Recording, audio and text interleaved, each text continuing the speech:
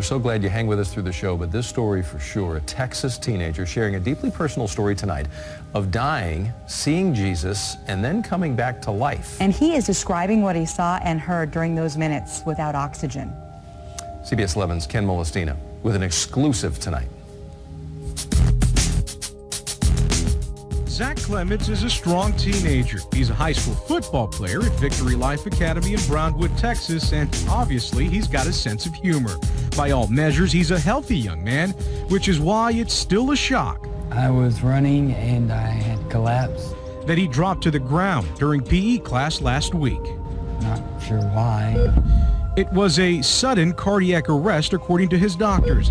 His mother was immediately called and even beat the ambulance to the emergency room. When they opened the ambulance door, he was blue, and they were on top of him doing chest compressions. Technically and medically, he was dead.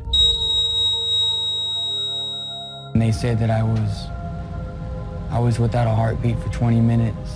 And just as hospital staff were ready to make it official, they got a pulse. He was airlifted to Cook Children's Hospital in Fort Worth and woke up days later. His recovery has been incredible, but even more mind-blowing is the story he tells of what he saw during the time many believed he had died. I saw a man that had longish kind of ruffled hair with a kind of thick beard, and it didn't take me long to realize that that was Jesus.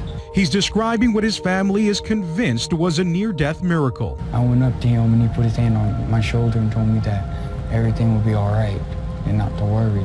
I was just calm and just at peace. The cynics out there will say, you've seen too many movies. And for him to wake up and tell us something that he experienced like that, it's just, I mean, you can't explain it. It's not humanly possible to explain it. Billy Clements is the teen's father. He says accepting his son's experience as a miracle is the only thing that makes sense. And that's what we're standing on. That was a rhema word from God that we got, and we're going to hold on to that. Do you think this is something that might strengthen your faith? It is. I heard angels singing in the background. It may be a medical mystery for the doctors, but for this family, there's no question it was divine intervention. I'm just glad he decided to let me have my baby back.